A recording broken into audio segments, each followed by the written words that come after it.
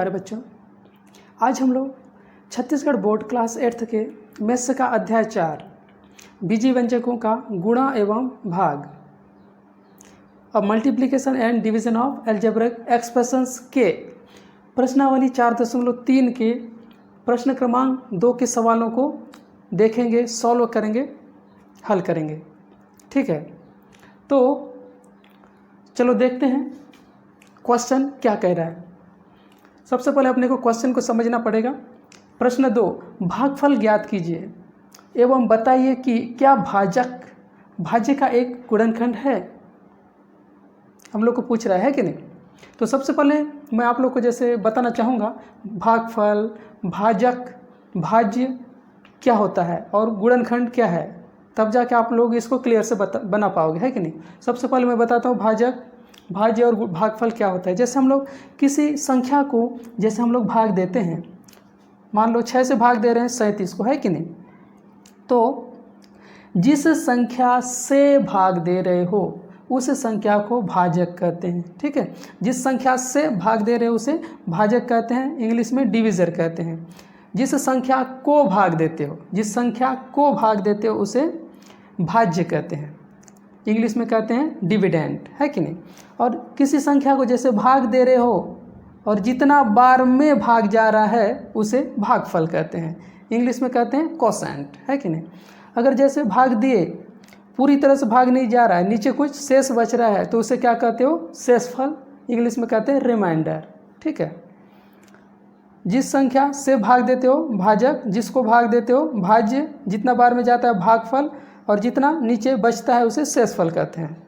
ये तो समझ में आ गया। ठीक है, अब बोल रहा है भागफल ज्ञात कीजिए। ठीक है, भागफल कब ज्ञात होगा, जब हम लोग किसी संख्या को भाग दे देंगे तो जितना बार में जाएगा तो भागफल आ जाएगा अपने पास, है कि नहीं। ठीक है, अब बोल रहा है और एक सवाल और पूछ रहा है, एक तो भागफल बताना है और दूसरा क्या है, दूसरा बोल रहा है बताइए कि क्या भाजक भाज्य का एक गुणनखंड है। क्या भाजक भाज्य का एक गुणनखंड है। गुणनखंड कब होता है, देखिए अगर किसी संख्या से मतलब भाजक से जैसे भाज्य को भाग देते हो और जो है भाज्य पूरी तरह से भाग जाता है, मतलब शेषफल शून्य बचेगा। शेषफल अगर शून्य बचता है तो ये जो भाजक है इस भाज्य का गुणनखंड कहलाता है। ठीक है, अगर भाजक से भाग देने पर पूरी तरह से भाग जाता है, शेषफल खाली शून्य बचता है, तब क्या होता है, ये जो भाजक है इस भाज्य का गुणनखंड कहलाता है। ठीक है, अगर ना कुछ शेष बच जाता है, मान लो 1 2 3 4 इस टाइप से कुछ भी जैसे शेष बच जाएगा, तब वो जो भाजक है उस भाज्य का गुणनखंड नहीं कहलाता है कि नहीं। अगर हम लोग जैसे भाग देते हैं और शेषफल अगर शून्य बचता है तो वो जो भाजक है उस भाज्य का गुणनखंड कहलाएगा। ठीक है, चलो इंग्लिश में क्या बोल रहा है, डिवाइड, डिवाइड मतलब भाग करो, एंड से वेदर द डिविज़र, डिविज़र मतलब भाजक, और बताइए कि से बताइए कि divisor are multiple factors of the dividend, dividend मतलब, और बताइए कि ये जो भाजक है ये डिविज़र, ये डिविडेंड का मतलब भाजक का नहीं, भाज्य का मल्टीपल फैक्टर्स, मल्टीपल फैक्टर्स मतलब गुणनखंड, और बताइए कि ये जो भाजक है इस भाज्य का गुणनखंड है कि नहीं, ये बोल रहा है कि नहीं। तो आप लोगों को बताया इसको, जैसे भाग देने पर अगर शून्य आ जाता है शेषफल तो ये जो भाजक है इसका गुणनखंड कहलाता है कि नहीं, मल्टीपल फैक्टर कहलाएगा। ठीक है, तो चलो देखते हैं सवाल। ठीक है, अपने को भागफल ज्ञात करना है और भाजक भाज्य का गुणनखंड है कि नहीं वो बताना है कि नहीं। सबसे पहले हम लोग करते हैं सॉल्व हल। पहला भागफल कब आएगा, इसमें पहला सवाल क्या है, इतना को इतना से। अपने क्या करना है, भागफल ज्ञात करना है। इतना को इतना से बोल रहा है, मतलब अपने क्या करना है, डिवाइड करना है, पहले भाग करना है, तो अपने को क्या है, भागफल मिलेगा, है कि नहीं।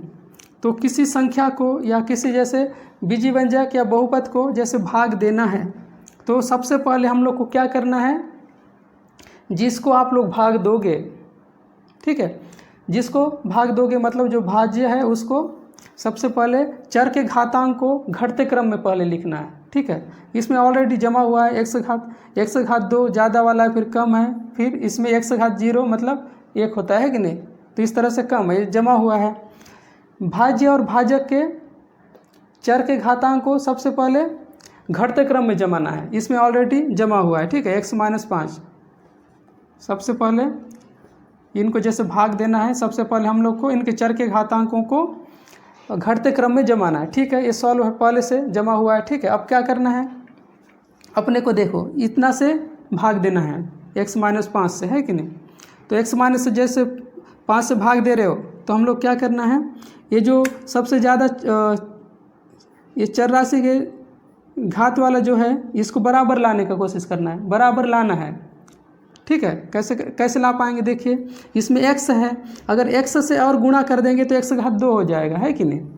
तो हम लोग क्या करेंगे, इसको x से गुणा करो, है कि नहीं, x से गुणा करना है। x से गुणा कीजिए तो क्या होगा, इस x का पूरा के साथ गुणा होगा, ठीक है। x घात 2 हो जाएगा, फिर माइनस इधर प्लस है तो माइनस प्लस माइनस होता है 5x हो जाएगा इस टाइप से, ठीक है।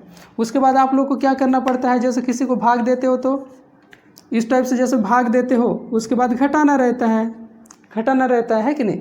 जैसे घटाना रहता है, जैसे आप लोग इसको इतना बार में इसको गुणा किए, इतना बार में आप लोग जैसे घटा रहे हो तो क्या करना पड़ता है, इनके चिन्ह में परिवर्तन होता है। जैसे इसमें धन चिन्ह है तो ऋण चिन्ह होता है, इसमें ऋण चिन्ह है तो यहाँ धन चिन्ह होता है, ठीक है, ऐसे। तो देखो अब क्या हुआ, इसमें एक धन है, धन चिन्ह है, इसमें ऋण चिन्ह है, एक में धन चिन्ह है और एक में ऋण चिन्ह रहता है तो हमेशा घटता है कि नहीं। तो इसमें x घात 2 है, x घात 2 दोनों बराबर है तो ये कट गया, इसमें क्या हुआ 0 बचा यहाँ, ठीक है। अब देखिए अब नीचे के लिए क्या है, इसमें धन था, पहले इसमें ऋण था, जैसे इसमें घटाना रहता है तो चिन्ह परिवर्तित होता है, बदलता है कि नहीं। तो इस वजह से इसके लिए अब ऋण हुआ था, अब इसके लिए धन है, इसमें कटा, ठीक है। अब इसके लिए धन है, इसमें ऋण है, इसमें धन है, तो एक में धन एक में ऋण रहता है तो हमेशा घटता है कि नहीं। तो बड़ी संख्या में से छोटी संख्या घटाते हैं, बड़ी संख्या 11x है, उसमें से 5x घटाओ तो कितना बचेगा, 11 में से 5 घटेगा तो 6 बचेगा, 6x बचा, ठीक है। लेकिन चिन्ह कौन सा लगता है, जो बड़ी संख्या में रहता है, बड़ी संख्या में ऋण चिन्ह है तो ऋण चिन्ह लगेगा, ठीक है, ये हुआ। और उसके बाद इधर आगे तो कुछ नहीं है, 30 है उधर तो ऊपर का धन 30 लिख दो, ठीक है। अब कितना से भाग दोगे, अब क्या होता है, देखो हम लोग कितना से गुणा करें इसको कि मतलब 6x ही आए, 6x ही आए, ठीक है। कितना से गुणा कर सकते हैं, अगर मान लो इसमें 6 से गुणा करेंगे तो 6x आ जाएगा, है कि नहीं। उसके बाद हम लोग का ऋण 6 से गुणा करेंगे क्योंकि इसमें ऋण और धन ऋण हो जाएगा और लास्ट में क्या होता है, चिन्ह परिवर्तित हो जाता है, इसलिए हम लोग क्या है उधर धन चिन्ह हो जाएगा और एक में ऋण और एक में धन रहता है तो घटाना होता है कि नहीं। तो इसलिए हम लोग ऋण 6 से गुणा करेंगे, पूरा को ऋण 6 से गुणा करो तो धन ऋण हो जाता है, गुणा में 6x हो जाएगा। उसके बाद इधर ऋण है, गुणा हो जाता है और धन चिन्ह हो जाता है ऋण में, है कि नहीं। 6 पंचे 30 हो गया। अब देखो हम लोग को घटाना रहता है भाग में, है कि नहीं, और इसमें ऋण चिन्ह है तो क्या हो जाता है, घटाने के लिए धन चिन्ह हो जाता है, धन है तो ऋण चिन्ह हो जाता है। अब देखो इसमें भी 6x है, इसमें भी 6x है, ऋण धन रहता है तो घट जाता है, ये कट गया क्योंकि बराबर पे, इसमें भी धन है इसमें भी ऋण है, इसके लिए ऋण हो गया, तो एक में धन और एक में ऋण रहता है तो घट जाता है। तो क्या बचा, कुछ नहीं बचा, मतलब 0 बचा। हम लोग का शेषफल कितना बचा, हम लोग का 0, अर्थात ये जो भाजक है हम लोग को पूछा है, चलो ठीक है। अतः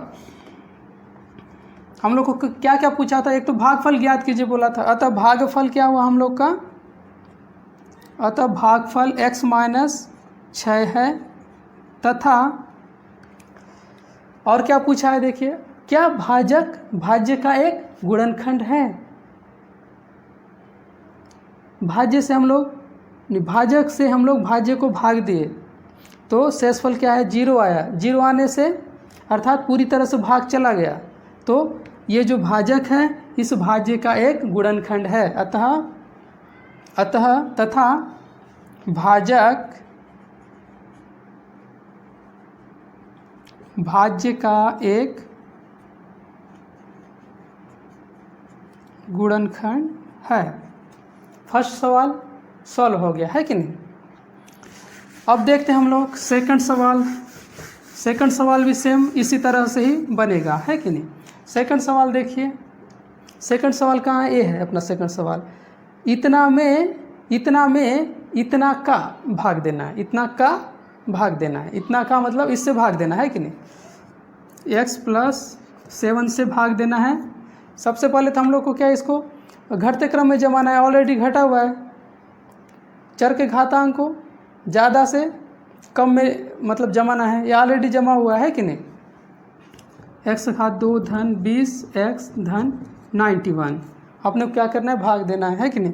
भाग दो, देखो x⁻2 कब आ सकता है, हम लोग अगर x से इसको गुणा करेंगे तो, है कि नहीं। गुणा करो, x⁻2 हो जाएगा, धन धन धन हो जाएगा, 7x हो जाएगा, है कि नहीं, 7x। अब हम लोग को घटाना रहता है, इसे धन चिन्ह है तो ऋण हो जाता है, धन है तो ऋण हो जाता है कि नहीं। दोनों x⁻2 ही है कि नहीं, तो ये दोनों कट गया, इसके लिए 0 बचा। देखो एक में धन ऋण धन और एक में ऋण रहता है तो घट जाता है, घटा दिए 0 हुआ, है कि नहीं। अब देखो इसमें धन है इसमें ऋण है तो क्या होता है, घटेगा, लेकिन बड़ी में से छोटा घटेगा और बड़ा संख्या में जो चिन्ह है वो चिन्ह लगता है, धन चिन्ह है। देखो इसमें भी x है इसमें भी x है, चर राशि सेम समान चर राशि होना चाहिए और उनके घात भी समान होता है, तभी वो जुड़ता है या घटता है। देखो इसमें भी x⁻2 था इसमें भी x⁻2 था, इसलिए दोनों घटा। इसमें भी x⁻1 है 1 है, इसी वजह से ये दोनों में घटेगा जुड़ेगा, है कि नहीं। देखो एक में धन है ऋण है तो हमेशा घटता है, तो 20 में से 7 घटाए तो कितना बचा, 20 में से 7 घटाए तो हम लोग का बचा 13, है कि नहीं। 13x बच जाएगा, 13x। बड़ा संख्या में धन है तो धन चिन्ह लिखने की ज़रूरत नहीं है कि नहीं। इधर धन 91, है कि नहीं। इसको 0 का कोई मतलब नहीं है, काट दो।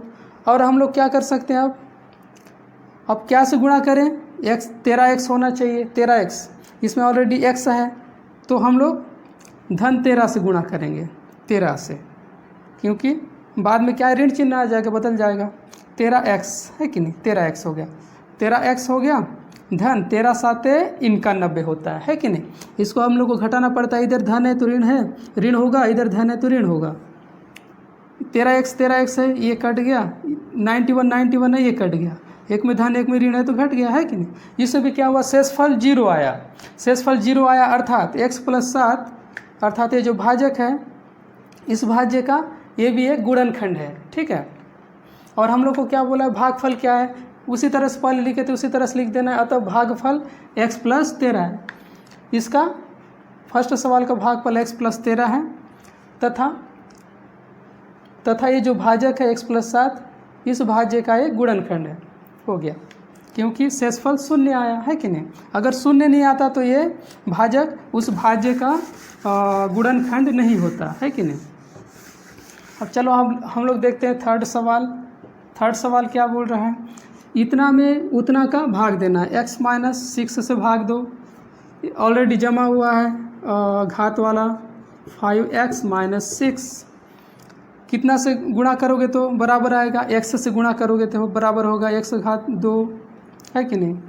फिर ऋण 6x हो जाएगा। अब हम लोग को घटाना रहता है, इधर धन है तो ऋण होगा, ऋण है तो धन हो जाएगा, दोनों बराबर है तो कट गया। और इधर धन है इधर ऋण है तो घट जाता है, बड़ी संख्या में जो चिन्ह है वो चिन्ह लग जाता है, मतलब खाली x बच रहा है -6, है कि नहीं। अब देखो क्या से इसको गुणा करें, इधर x धनात्मक में है तो धन से कर देते हैं, धन 1 से गुणा करो तो इतना ही आ जाएगा, है कि नहीं। 1x 1x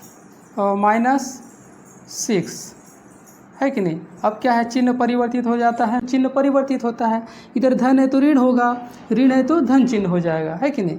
और एक में धन एक में ऋण रहता है तो हमेशा घटता है, तो एक कट गया, बराबर है कि नहीं। इसमें भी एक में धन एक में ऋण है तो घटता है, 6 है इसमें भी 6 है तो एक कट गया, 0 बचा, है कि नहीं। इसके लिए भी क्या है आप लोग का शेषफल 0 आया। इसका मतलब ये जो भाजक है x - 6, इस भाज्य का x⁻2 ऋण 5x ऋण 6 का एक गुणनखंड है या होगा, है कि नहीं, है। और आप लोग का भागफल पूछा है, भागफल क्या होगा, x + 1 है भागफल, है कि नहीं। नेक्स्ट देखते हैं सवाल नंबर 4। सवाल नंबर 4 देखते हैं, है कि नहीं। 4 क्या दिया है, इतना को x माइनस 4 से भाग देना है, x माइनस 4 से भाग देना है। देखो इसमें भी ऑलरेडी घटते क्रम में जमाया गया है चर के घातों को। 5x घात 2 ऋण 2x धन 24, इसको बनाओ।